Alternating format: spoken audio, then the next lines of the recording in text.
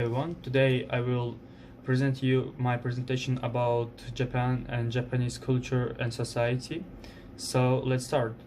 And I want to start with the origination of Japanese culture, which was started from the moment when Japanese were migrated from the mainland to the Japanese archipelago, and it was the beginning of the period of Jomon.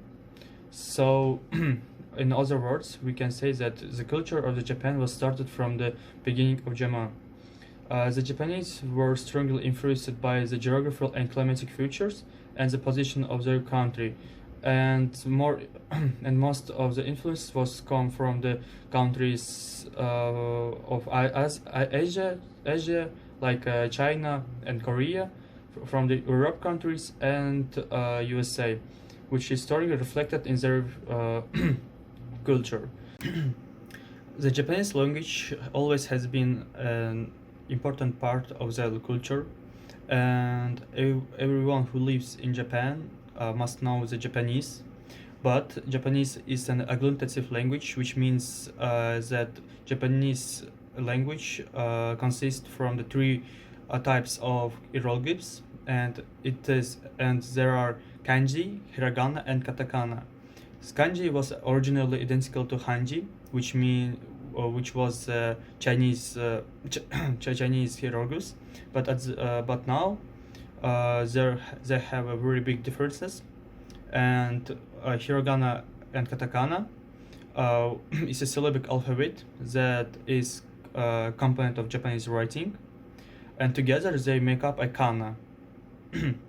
But how you can see, it's very difficult to know all three types of hieroglyphs, and for example, not all Japanese people know all three types of hieroglyphs.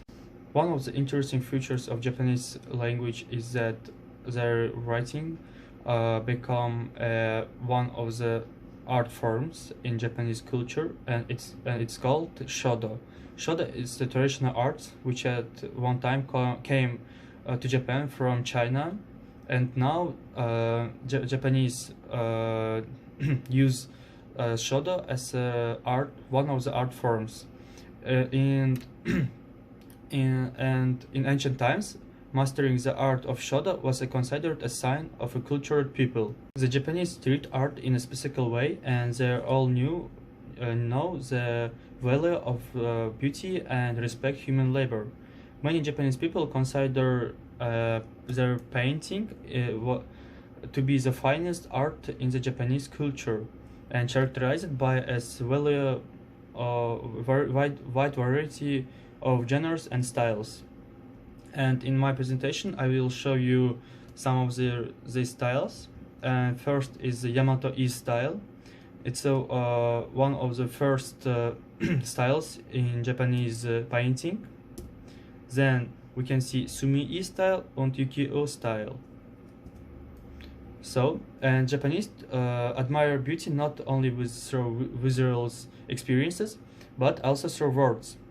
And but for a long time, Japan didn't have their own literature, and all literature which was written from Japanese people was written in Chinese, and had more Chinese culture features. But but first literature works of Japan are considered Kojiki and Nihon Shoki, which were created during the Nara period.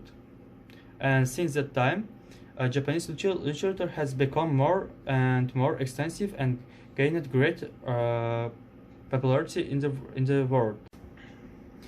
If you start speaking about manga, let's don't miss out the incredible popularity of the Japanese animation in the world, which called anime. Anime is mostly engaged in adapting manga and light novels, but however, the studios making their own original anime, but only difference is in the cost. To create an original work, you need to create scripts from scratch, which can take a lot of effort, time, and sources. Japanese culture, popular not only with their arts and manga anime. The Japanese architecture is considered one of the most ancient and beautiful architecture styles in the world. Japan adopted many elements from China, but there have very big differences and original styles in Japanese architecture. Japanese architecture strives for simplicity and maximally adapted to the climate of their country. Also, as you can see, Japan is a unique country where you can find the most ancient buildings close to the newest, which creates an incredible contrast and unique atmosphere. But the traditional holidays in Japan clearly express and show the Japanese culture, which is very interesting and colorful, and you will enjoy from researching the Japanese culture and being in Japan. Japan is one of the most developed countries, and their transport system is the most developed systems in the world too. Thanks to which the Japanese can get any place they need without any problems. But not everywhere everything is perfect as we'd like. Many Japanese people live in an office all their lives and lead a routine life, which leads to a bad mental consequences. In addition, it's not easy to earn money in Japan, so that you can have a family and children. Family and children are incredibly large expense for Japanese people, which means they must work all their lives in offices. As a result, don't feel the joy of life. Of course, this largely depends on the circumstance, and every person in life has anything.